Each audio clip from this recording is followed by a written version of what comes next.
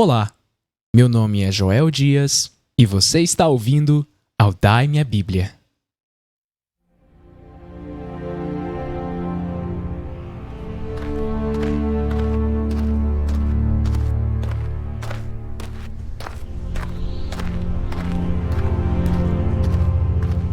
No deserto da Judéia ecoava uma voz que dizia: "Arrependam-se, pois o reino do céu está próximo."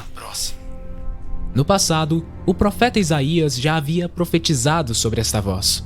Ele a chamou de a voz que clama no deserto, uma voz que prepararia o caminho para o tão esperado Messias, aquele que salvaria a nação de Israel. A voz, no entanto, não veio com glória e requinte. Suas roupas eram feitas de pelo de camelo e um cinto de couro ajustava as suas vestes. Ele comia gafanhotos e mel silvestre.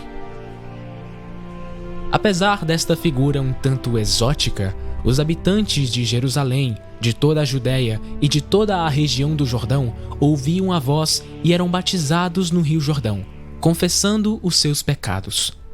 Estamos falando de João Batista, aquele que preparou o caminho do Senhor Jesus. A figura de João já é uma história por si só, e sua origem pode nos dar uma luz nisso. Poucas pessoas lembram disso, mas João era de uma linhagem sacerdotal, pois o seu pai, Zacarias, era sacerdote no templo. Logo, o destino de João era seguir a vocação de seu pai.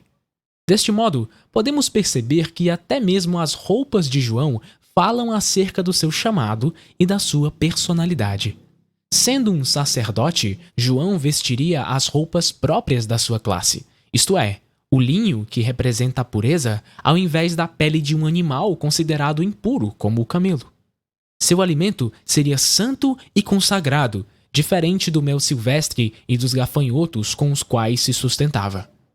Seu lugar seria no templo e na cidade, não na solidão do deserto. Para cumprir o seu chamado, João precisou abrir mão de todas essas coisas. Sua mensagem estava de acordo com a sua imagem. Os sacerdotes e as demais classes religiosas, como os fariseus e os saduceus, estavam corrompidas. O lugar de João não era com eles, mas pregando a mensagem verdadeira do arrependimento e de uma vida que nega os confortos que a corrupção e o pecado podem oferecer.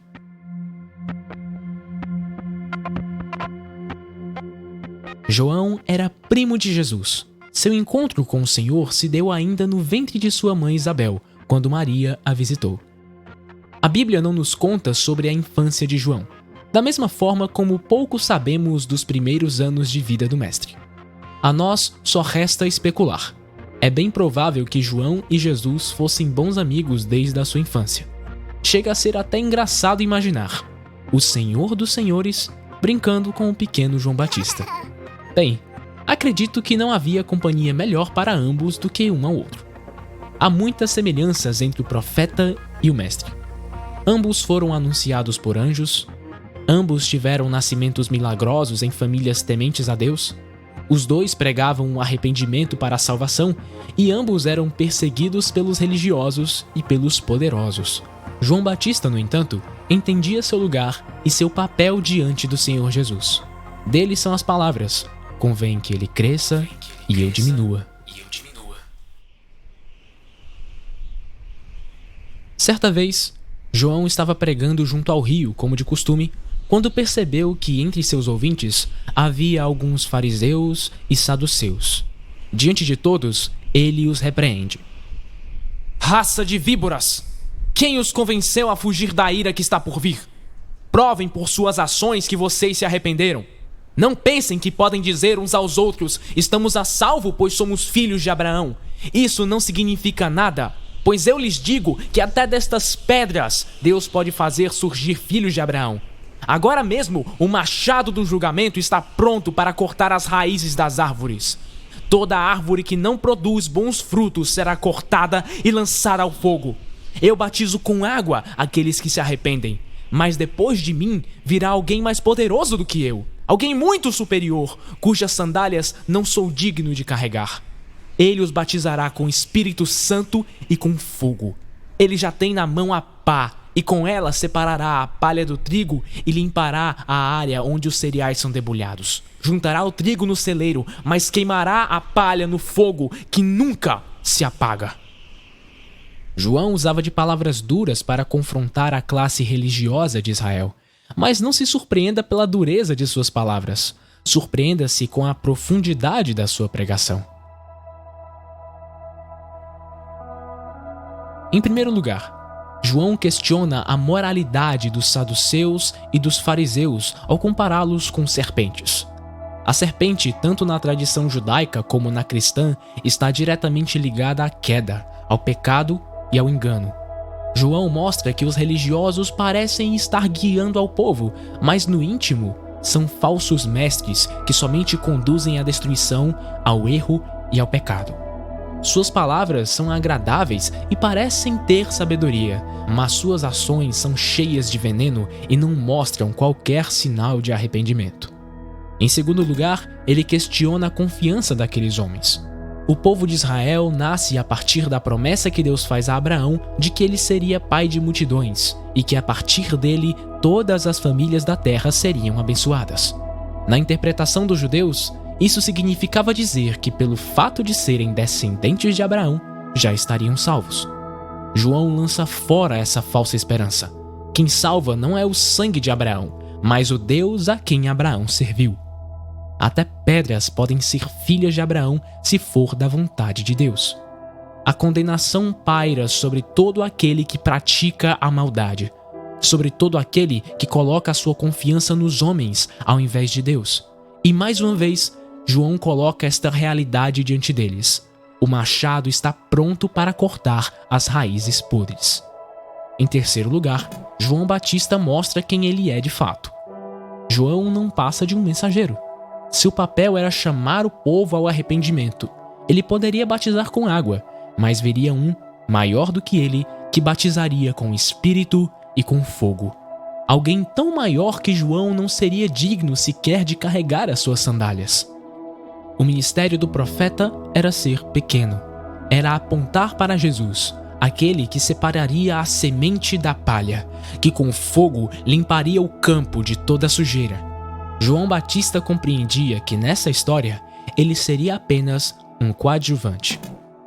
Coadjuvante, personagem secundária, ator ou atriz que representa o papel secundário em filmes, novelas, peças de teatro. Disse desses atores: algo ou alguém que apoia ou contribui para a realização de uma meta comum. Ser um coadjuvante não quer dizer ser insignificante. Significa entender o seu papel. Agora, perceba que interessante é a Bíblia. João foi o homem que batizou Jesus, marcando o início do ministério de Cristo. João, como sempre, estava no Jordão a batizar. As pessoas ao redor ouviam a sua mensagem quando um homem se aproximou e pediu que o batizasse. Não, mestre. Eu é que deveria ser batizado por você. É necessário que seja assim, João. Devemos fazer tudo o que Deus requer. Sim, mestre. Naquele momento, a glória de Deus se manifestou de uma forma que não se via desde o tempo dos grandes profetas. O céu se abriu e o Espírito de Deus desceu sobre Jesus como uma pomba, testemunhando acerca da sua autoridade e divindade. Uma voz do céu foi ouvida por todos ali naquela ocasião, dizendo: Este é o meu filho amado, que me dá alegria.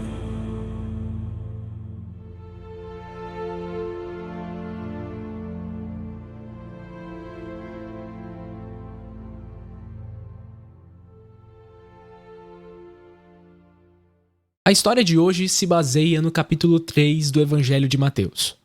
Hoje falamos um pouco sobre o chamado do profeta João, da sua pregação e da sua ligação com o Senhor Jesus. Sendo um pouco mais pessoal agora, eu particularmente gosto muito de imaginar a relação que essas duas figuras tinham. Como é ser parente do Senhor da criação e saber disso? Maria e os irmãos de Jesus não compreendiam bem o papel divino e salvífico que Jesus tem, como vemos em Lucas 8, por exemplo. Mas João tinha pleno conhecimento que Jesus é o Cordeiro de Deus que tira o pecado do mundo.